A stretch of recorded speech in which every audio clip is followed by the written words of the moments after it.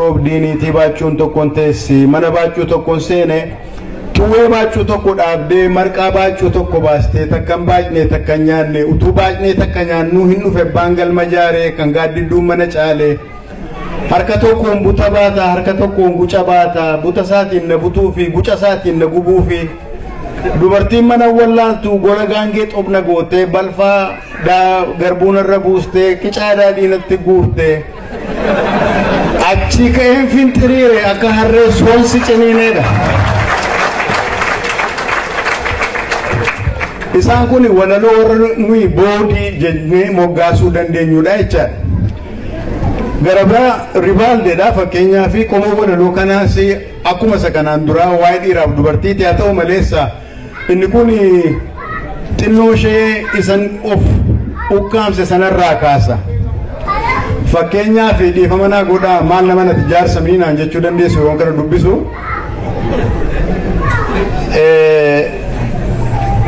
Yoon barbarree laga dhaabee sangaan badee keessan dheeduu yoon jarjaree bira baasee argaan qabdee keessan keessu jedha.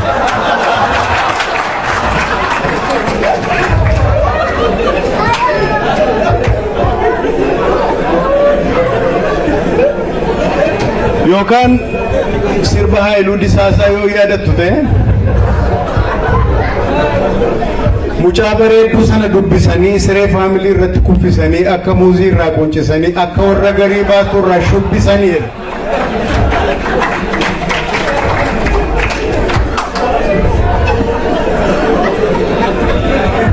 yoo kanaan achi immoo inni fakkeenyaa fi hinaaffaanii micciiree qabeenii yoo bariiteen saawwa yaastee dafinee na yaastu gaangee yoo nama yaaddee muujalee na nyaattu waan keedha.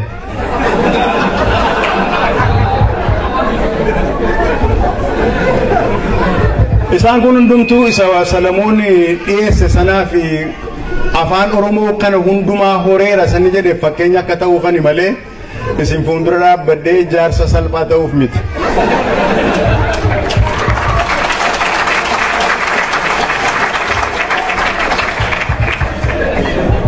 Garabraatti isinii dabaluudhaaf mucaa boddosee jakuullee jedhee sossobee na fuudhee birriin okkotee shan guutee jedhee sossobee na fuudhee yeroon okkotee harka kaa'u barariin ukoo na guutee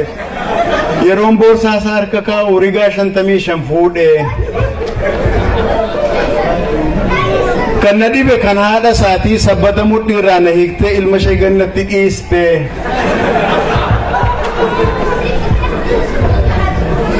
isaaf hin dubbisu. Adubbifamoo sabbata mudhii irraa na hiiktee ilma ishee gannatti dhiistee agguudduu lafatti dhiibee haduutuuf natti gannatti dhiibee ani hin duune galata waaqii wantichoo safara isaati ciiseen ilaale karaatu turee mi'aa akka baaduetti.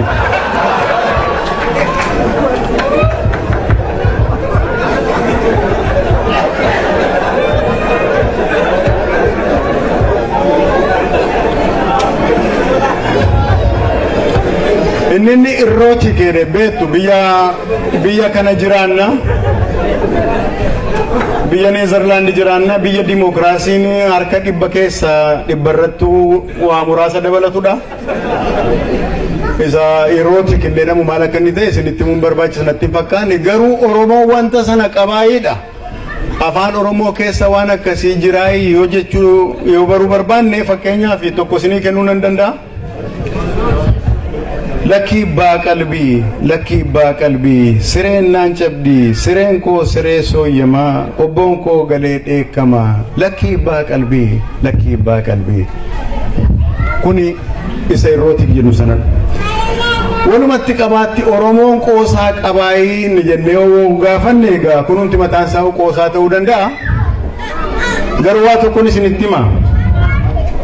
qoosaa durii qotee bulaa biratti odeeffaman ijoollee qotee bulaati baay'een keenya gaxariitti guddanne baadiyyaatti guddanne waa baay'ee dhageenya inni baadiyyaatti dubbatamu isa magaalaatti dubbatamuuf badaa mi'aawota inni magaalaa keessaa immoo isa baadiyyaatiif badaayyuu mi'aawota garuu tokkoon isinitti hima yookaan lamaan tokko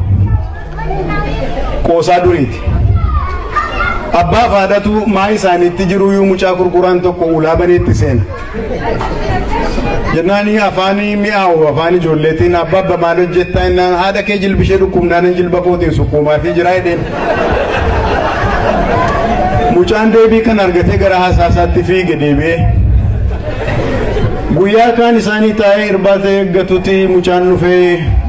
abbaa hamma irbaanni qaqqabutti ayyeedhaaf kaatee jilba keetiin jilba ishee sukkuumtuu fiide gara biraas ni dabalee abbaa warraa faadha warraati haati warraa dhukkubsatanii sireedha waggaa yeroo baay'ee turaniiru gaaf tokko akka fedhettuu lafaa kaanii biddeen wayii qopheessaniif nyaachisuuf jedhanii ennaani gamaaf gamana bidda gamaaf gamana tuutaanii haati warraa akkuma fedhettuu gad jedhanii to'a bidda fuufanii gad jedhnaan abbaa manaa qaami isaa daaraa tuqee argu maali abbaa warraa koo hundattuu fayyitee naman taatu jettanii daaraa keessa suuqtanii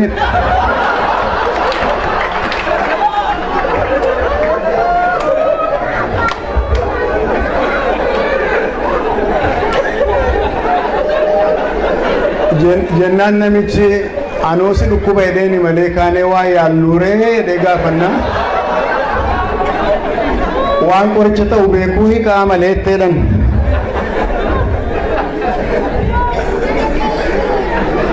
qoosaa jabana kanaa immoo isa ijoolleen yaanni wal godhan yoo isinitti mee tokkotu lama ta'anii wal bira ta'anii to'a isaaniitti inni tokko amuummata inni tokko amuummannaan inni taa'ee ilaalu afaan isaa keessa quba kaa'e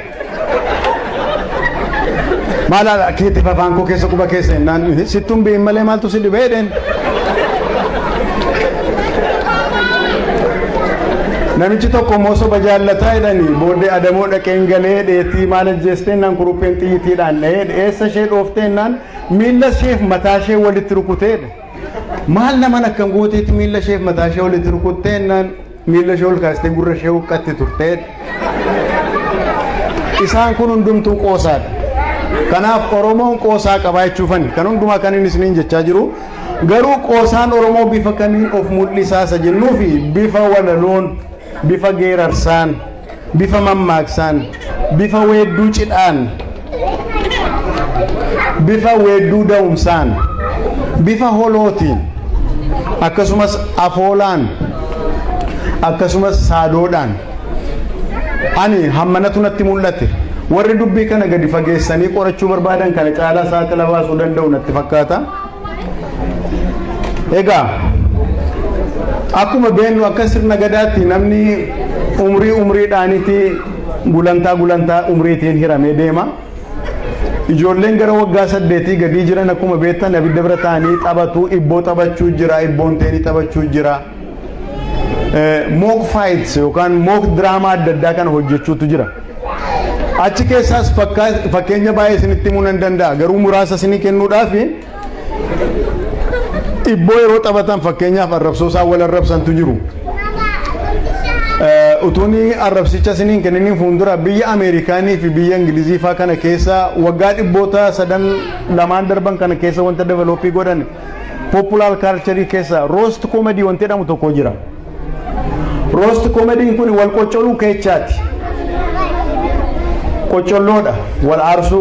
garuu warra kuttaatti deemu walitti kolfuudha nama ofitti kofalchiisuudha jechaadha ijoolleen keenya wanta akkasii kana abidda biraatti taphachuutti kaati roast comedy kana fakkeenyaaf ibboo gaafata ibboo deebisuu dadhaba dhugiitti jedhe yookaan iddoo kaan itti immoo akka jedhamutti biyya naa kenneedha biyya kennaaf yeroo sana utuu deebiin deebisanii fuuldura arrabsootu jira akkas miti arrabsoon sun maal fa'i yaadattu dhugii yoo jedhe dhugee baksaa bulee baddaa'edha kan koo madaadatti kan kee qadaadatti kan koo madaala fayyaatti kan kee qadaada cabaatti irraan gadee kaadhu bofa diimaa nyaadhu gufuu guguuftuu jala bahitu dhudhuuftuu ganna bahi handaqii irra ciise albaatii gadhiisi dhagaa tooraa ta'e bifaan hoolaa ta'e dhagaa tarree ta'e bifaan harree ta'e eelee jala loyi haadha kee harkaa dhoyi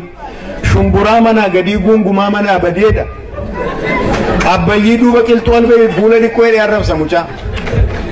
eega akkas jedhee arrabse amma gaanii aarseeraanii wal aarsaniiru kuni kompitiishinii sana borii akka mo'amne kittibaatii siifata wechaasaati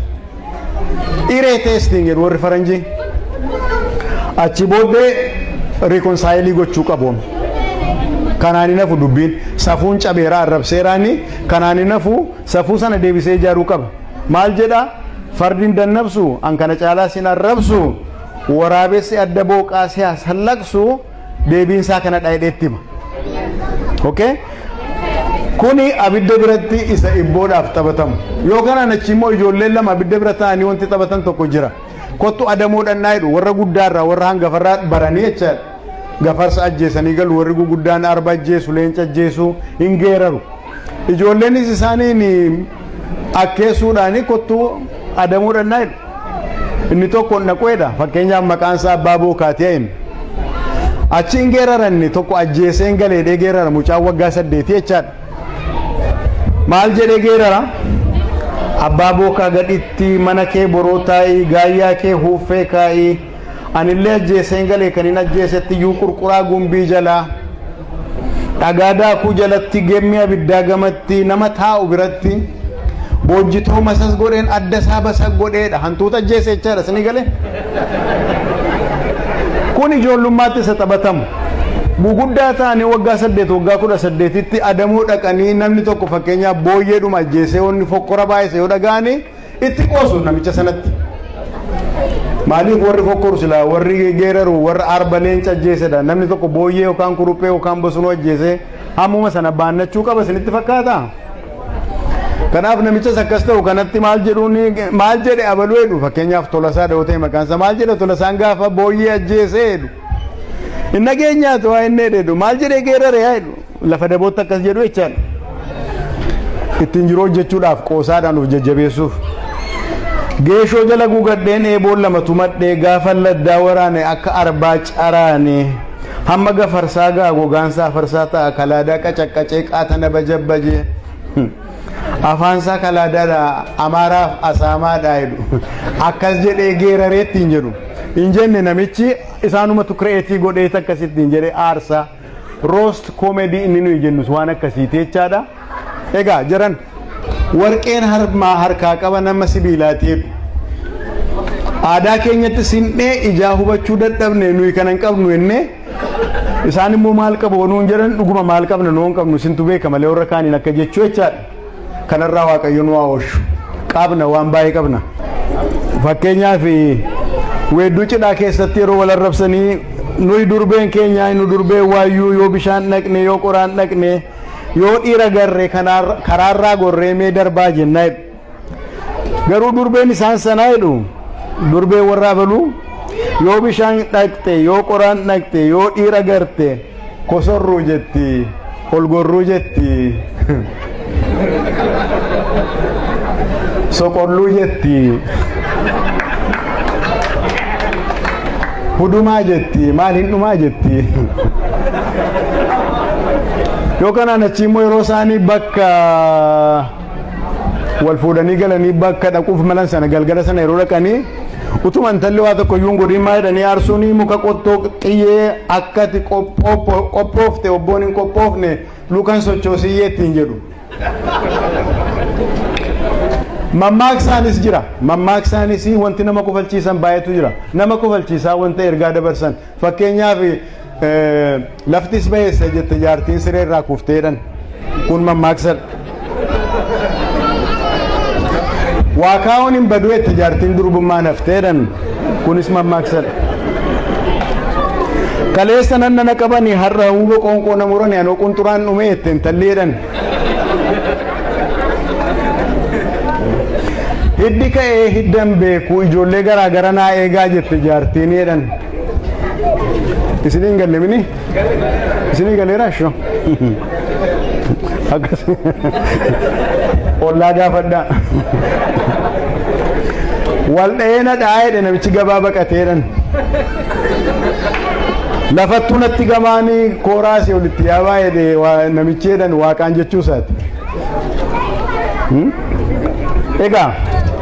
kanarraan waggaa 8 al tokko yaadatti yoo ta'e yookaan warra dubbistanii beektanii buttaa wanti qalan jira bara buttaa gaafa buttaa san waggaa 8tti al tokko jaarsi yeroo inni itti safuu cabsuudha safuun sun hartuma isaa wanta dhagaamee hin beekne jedhu haadha manaatiin yookaan dubartii ollaatiin wanta inni jedhu wanta gurri namaa hin fudhannedha. Ammatti amma yeroo yaannutti jechuufan. Yoomi kan kana saalfachuutti kana eega amantee bakkeedhaa dhufan kana fudhachuutti kana amantee islaamaa amantee kiristaanaa eega fudhachuutti kaanne wanti kun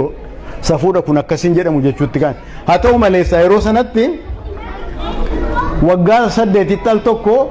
akka garaa isaanii dubbatu jaarsoliin jaartiitti jechaadha. Maaf akkas godhu jedhanii yeroo jaarsolii bulan gaafannu sababi isaan kana godhanii fi yoo nuyi kanan goonu ta'e dargaggeessatu intala sodaata